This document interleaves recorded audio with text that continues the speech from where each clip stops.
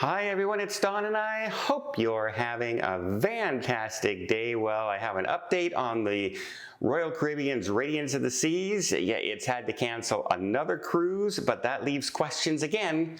What about the next cruise? But I do know what they were offered in compensation, and it's a pretty good package. We also have a man gone missing on the Carnival Conquest in Miami, but it's a little bit of a different story than what you would normally expect when a passenger goes missing.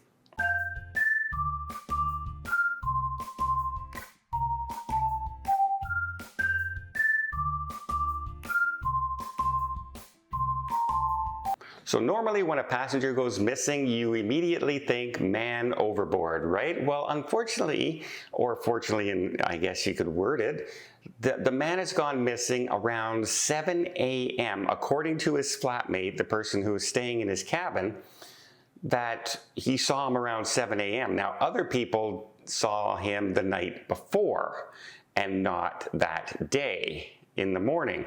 Here's the tricky thing. That's the day of disembarkation when everyone's getting off the ship. However, he was not identified on security or with facial recognition leaving the ship. He did not check out of the cruise ship. He did not scan out when he left.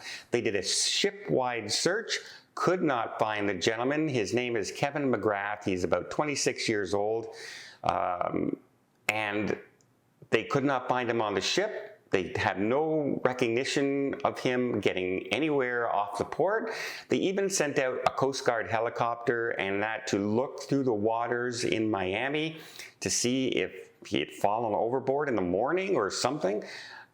They don't know. So the police have put out his photo and his name and asking anybody who sees him or thinks they sees him to please call the Miami-Dade police or Crime Stoppers because they're not sure what happened to this gentleman. Did he just kind of squeak through the cracks getting off the ship and wasn't noticed? Did something foul play happen? They have questioned people. They are also in contact with the family. And so obviously they're worried about the passenger, and the friends and family, of course, are worried about him as well. It's a very odd story when someone just seems to disappear, especially on disembarkation day. Anybody getting off the ship in Miami knows you got facial recognition, you got border patrol, you got everything there. You would think the ship cameras or him would find him, or the port cameras would find him somewhere. That's why they're very concerned. So again, if you know anything, you think you recognize him from the picture, please contact Miami-Dade Police or Crime Stoppers. Now, we also have an update on the Radiance of the Seas. Now, the Radiance of the Seas was supposed to leave seaward Alaska for Vancouver on the 1st of September. Unfortunately, it had some technical issues, so severe, in fact, that they didn't just have to change their itinerary and slow down, they had to cancel the entire next cruise on a long weekend in Canada, in seaward Alaska, and sending people home. Not an easy thing to do. There's 2,100 passengers. All of a sudden, by the way, you have to get off the ship by Sunday. You have to fly home, go to a hotel, do something. It really messed up a lot of people's travel plans. It was not easy to get everybody home, and a lot of people, of course, were really disappointed. They did say they were planning on setting sail from Vancouver on the 8th of September, but as you look this morning on Cruise Mapper, you can still see the Radiance of the Sea is still sitting in port. And that means if it's leaving on the 8th, today's the 6th, it does not have enough time to make it down to Vancouver. So they have canceled the next cruise as well. Now, the compensation offer is pretty good. They are offering, if you booked your flights and everything through Royal Caribbean, you will get them back. If you didn't, you get a certain amount of money to help pay for the flights that you would have had, plus hotel. Also, they're giving you a 100% refund on your cruise, plus a 100% future cruise credit. That also goes for the cruise that was canceled in seaward Alaska. Very good compensation, right? Sometimes they'll only give you like a 50% discount or $400 in onboard credits on your next cruise.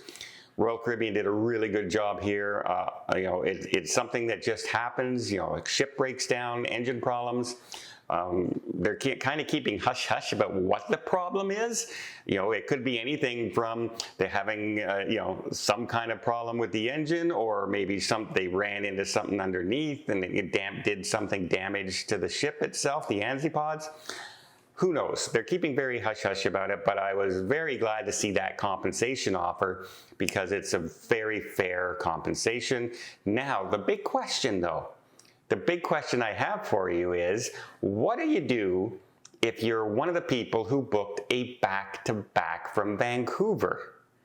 So your Vancouver cruise is canceled, the ship is sitting in Seaward, Alaska, and that part of the cruise may go. Now, if you booked a 14-day cruise, you're good. You get your money back, you can cancel, that's no problem, because it's a 14-day cruise.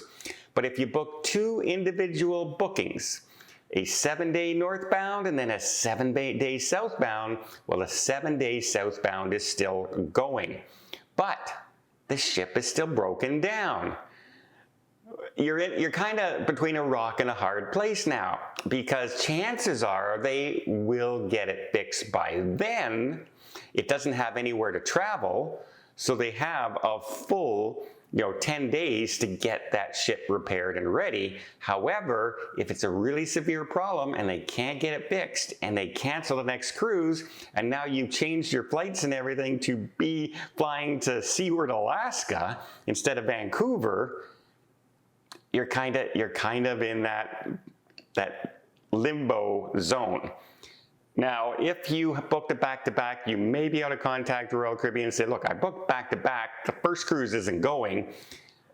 Can I, will you issue me future cruise credits for the second cruise because the first one was canceled? Or they may just allow you to cancel it anyway. Or you could take a chance and wait, and if that cruise is canceled, you might get the same compensation offer that they just gave people for the first cruise, which means you would end up with 2 for future cruise credits of 100% instead of just your money back. You can get all your money back for both cruises plus 200% for a week's cruise. It might be worth the risk of doing that. But you run the risk of them saying, well, sorry, that cruise is going. You have to make your way to Seaward, Alaska now. And now you have to pay for different flights, much more expensive flights than flying into Vancouver, by the way. So, and a lot harder to do as well. When you fly out of there, a lot of times you're taking 3 different flights to get out, to get to your home city. There's no direct flights. Like, I can't even get a flight when I'm flying to Ottawa from Seaward, Alaska. I can't get a flight to Vancouver. I have to fly to Seattle and then fly back to Vancouver and then fly back to Ottawa or Toronto and then Ottawa, etc. It becomes a real pain in the butt, which is one of the reasons next year on my group cruise, I chose sailing out of Seattle to make it just so much easier for everybody. A 7-day cruise, return to Seattle, 1 flight, 1 let's go, let's get there, even if, much easier, much less expensive. But I really feel for people on that ship, because you're kind of in that rock and hard place. What do you do for the next one? Now, if you were sitting there in Alaska, that was even worse, but at least you did get 100% future cruise credit and your money back. Royal Caribbean did do right by passengers there. Well, I hope you appreciate this video. If you did, please give it a thumbs up. Want to see more tips, more tricks, more travel vlogs from around the world? Hit that subscribe button. Until next time, have yourself a safe and a great vacation.